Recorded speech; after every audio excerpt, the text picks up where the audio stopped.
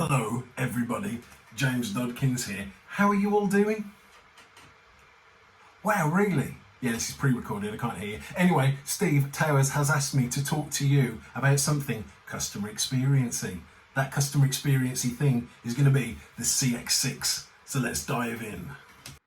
Okay, so the CX6, let me tell you what it is. So first of all, there's kind of two parts of customer experience, the way that I look at it. There's the what you do and there's the how you do it. So the what you do is that outcome, that successful customer outcome. That's what you need to deliver.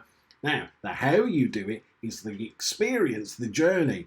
And the CX6 are 6 elements that you tend to find in really, really good customer experiences. And they are easy, fast, convenient, trackable, personalised and predictive. So easy, reduce the number of customer steps in an experience.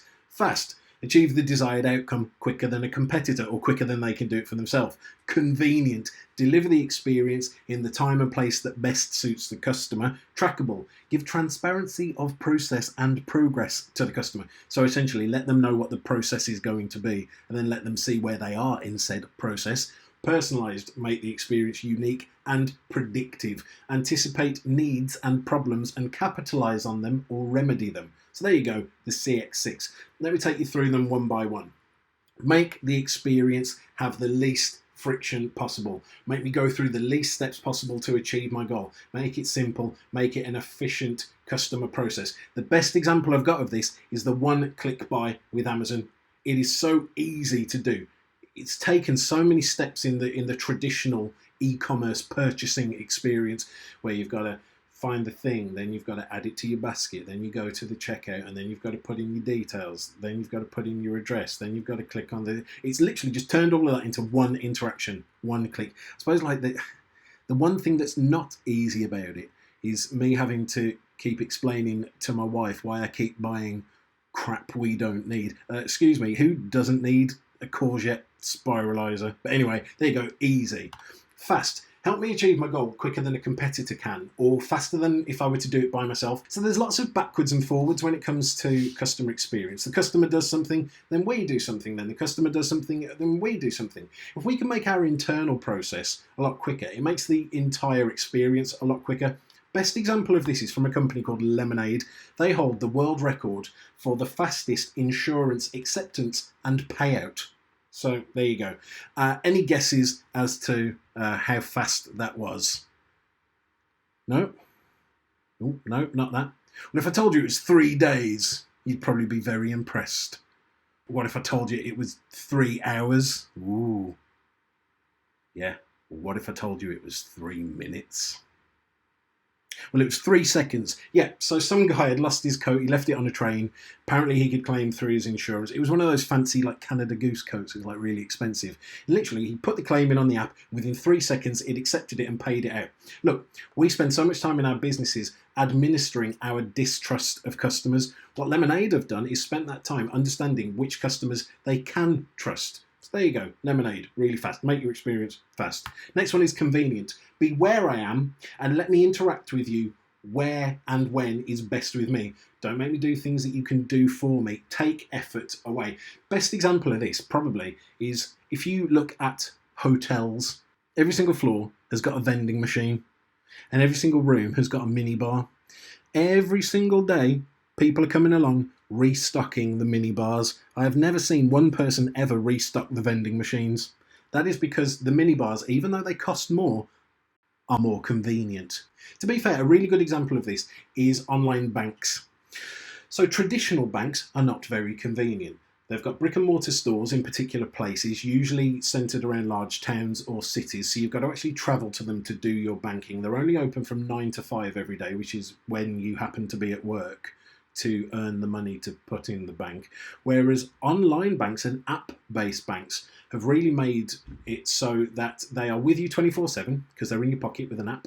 They're always open. They're just so convenient. It is convenient to do business with them. Now, some people say easy, fast and convenient are exactly the same. Well, no, they're not. They're interlinked, yeah, but they're not the same. So you could have an experience that is easy. Let's say it's an insurance claim. It's easy because it's a one-click claim. It could be convenient because it's on an app, but it's not fast because it takes 7 years to get the money. It could be fast because you get an instant payout. It could be convenient because you can claim through an app, but it might not be easy because the actual claims form needs your entire ancestry records, your 23andMe data, your dental history, your blood type, your birth certificate.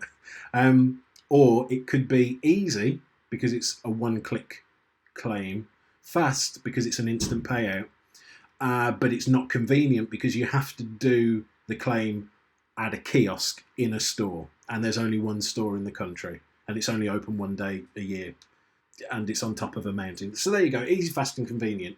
They are similar but not the same. Now moving on to trackable. Let me know what the process is and let me know what my progress in the process is. Give me visibility, keep me updated and manage my expectations. A lot of this is about transparency, allowing the customer to see what process they're going to be going through and letting them see where they are in the process. There's been so many studies done that show two groups of people lined up waiting for the exact amount of time. The people that get told how long they're going to wait tend to underestimate how long they actually did wait.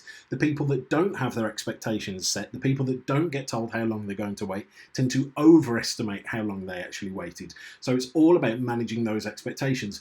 Best, absolute 100% best example of this is the Domino's pizza tracker. It's just the best example of this completely in the world ever. It shows you the exact process you've got to go through and shows you exactly where you are in said process. There we go. Personalised. Know me, know my preferences and shape my experience accordingly. Make it mine, make the experience completely unique to me, or at least make it seem that way. There's a really good example of this that comes from a guy called Shep Hyken. You may have heard of the guy. He travels around the world talking about customer service, and he is a legend in the game. He's a real road warrior, spends a lot of time out on the road at conferences talking, well, I mean, he used to before the COVID thing, but anyway, spends a lot of time out on the road talking to people about this stuff. And he told me this story one time that he went to a hotel. As he checked into the room, on the table in front of him, there was a little shoe shine set. And he said, "This will work wonders on the shoes of a road warrior." I was like, ooh, that's pretty cool. But wait, there's more. Right, whereas I use music in my keynotes, Shep uses magic in his keynotes. I had a music career before, Shep had a magic career before, he used to be a magician. But next to his shoe shine kit, there was a 6-pack of beer called Staff Magician, which I don't really know what that is, but it's some sort of beer that was local to the place he was at that said magician in the name. He thought, wow, that's so cool. But wait, there's more. Now, also, Shep plays guitar too. He's actually better than me, but don't tell anyone that I admitted that. But in the corner of the room, there was a guitar sat there with a little note that said, "We know how much you like to make music and thought you might like to make some music while you're with us. From your friends at the Crown Plaza." And he was like, whoa, that is so cool. But wait, there's more. So he went and did his thing for the day, got back to the hotel at night. Now the turn down service had been done, and on the pillow of his bed, instead of the usual mint on the pillow, there was actually a little chocolate bunny in a top hat, like a magician thing. You get it. But anyway, he went and spoke to the people and found out who was responsible for this. And he said, "Well, how did you manage to do this?" And literally, all they did was just Google his name. They said, "We Googled your name, we looked at the information that you put out freely online, we saw what you liked, the type of life that you led, and we crafted your experience to be unique." Now that was a unique experience that they did that was very easy to do, very easy to find the information that no other customer will ever have. You don't really need to be fancy with this. You can personalize experiences in quite easy ways. And predictive. Know what is going on without me having to tell you. Know what I need before I do. Be one step ahead. Now, I love predictive experiences that know what's happening before I do, but I particularly love it when companies use it in this way. When companies predict that certain things happening in an experience will cause dissatisfaction. Now, predictiveness breeds proactiveness. So what these companies do is once they have predicted that, oh, this thing has happened in the experience, you're probably not going to be very happy, they proactively put it right. They reach out before you have a chance to complain and put it right. They compensate in some way. So Deliveroo here, they have predicted that if your food is delivered after a certain period of time after they have said, you will be dissatisfied. So what they do is if that happens, they will proactively reach out, apologise and give you some sort of compensation. There's an example here from a company called Bulb, which is an energy company in the UK. And essentially, the lady here, Victoria, waited more than 6 days for a reply. And so they said, okay, we're going to credit your account with £10. You didn't have to ask us to do it. We just are being proactive and putting it right before you have a chance to complain. Now, the idea here is fix the experience in the experience. Don't wait for the complaint. Only 4% of dissatisfied customers are going to complain. The overwhelming majority of the rest of them are going to vote with their feet. If you're only fixing problems for the 4% that complain, you are missing a massive opportunity. So there you are. That is the CX6. Easy, fast, convenient, trackable, personalized, and predictive. And the way you can start to use it in your experiences is really easy. Now, there are different mechanisms, but the one I'm going to show you is the quickest and easiest one to do. You literally take the experience and you sit down, whether it be by yourself or with a group of people, and the group of people, it could be a customer experience improvement team, or it could just be random people within the business. You don't need any sort of experience to be able to do this, but you ask the question, how do we make this experience easier? And you'll get ideas.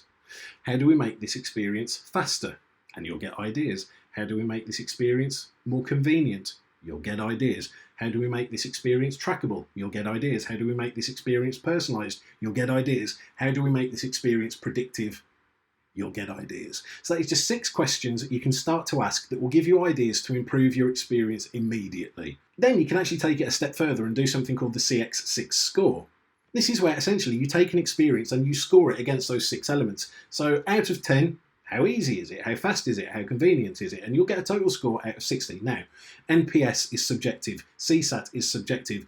All of these feedback mechanisms are subjective. This is also subjective, but at least you're not having to go out to your customers and say, hey guys, we've got no idea how good our experience is. Can you tell us, please? This allows you to proactively measure your experiences, an internal benchmark that you can improve your experience against. So there you go. The CX6 and the CX6 score. Easy, fast, convenient, trackable, personalized, predictive. Try it yourself today.